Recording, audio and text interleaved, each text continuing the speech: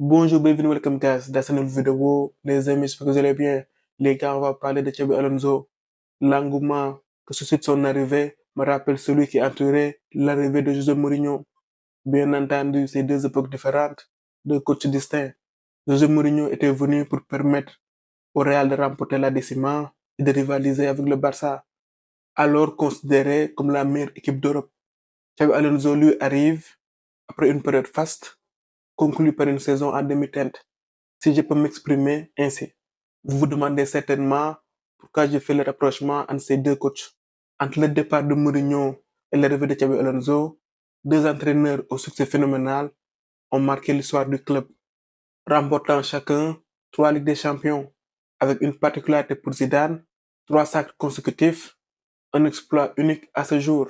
Leurs points communs, ce sont d'excellents managers, compétents tactiquement, qui laissent toutefois à leurs joueurs une certaine liberté d'expression sur le terrain. Sur le plan tactique, ils peuvent sembler minimalistes, mais il ne faut pas s'y tromper. Ils ont su gagner grâce à des ajustements subtils mais efficaces. Prenons d'abord Ancelotti.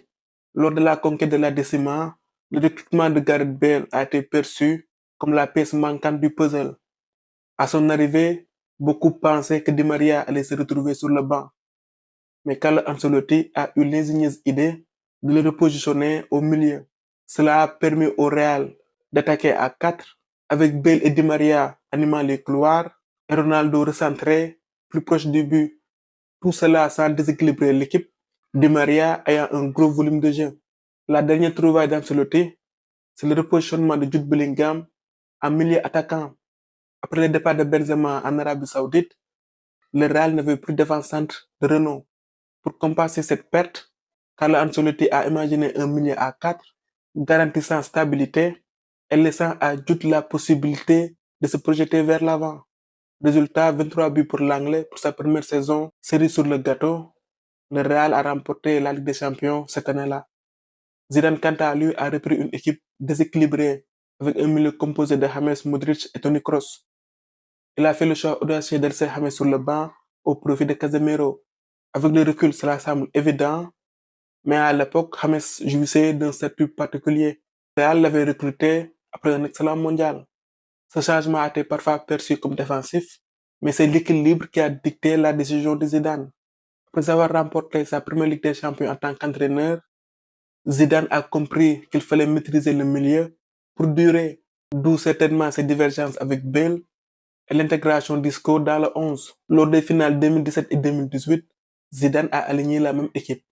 Chiellini a d'ailleurs souligné le rôle clé d'Isco. 17 against the Cristiano with Bale and Casemiro, they found the stability because we have beaten Real when they play with with James as a midfielder and the 3 forwards and just offensive team. We defend very well. Okay, we defend and then we score. But when they play with Casemiro and Gareth on the bench, and they play with Isco, and Isco really was the people that broke our plan. That game was that Cardiff? Yes, I was at that but game, Isco was really unstoppable because he creates superiority right and left and the middle, and it wasn't easy for us to stop them. Comme quoi, il suffit de déplacer une pièce du puzzle pour tout changer. Il faut l'intelligence de savoir quelle pièce bouger et l'œil pour le remarquer. C'est ce qui pousse certains à penser que ces entraîneurs ne sont pas de fins tacticiens et qui alimente l'idée selon laquelle le Real manquerait d'identité de jeu. Mais justement, parlons d'identité. C'est le point commun entre Mourinho et Xabi Alonso. Ils infusent à leur équipe, à leurs joueurs, leur vision du football. Le Real de Mourinho savait reculer pour ensuite exploser en contre. Avec des joueurs comme Ronaldo, Di Maria, Ozil, Benzema et Higuaín, capables de partir comme des flèches. Des transitions ultra rapides, mais redoutablement efficaces.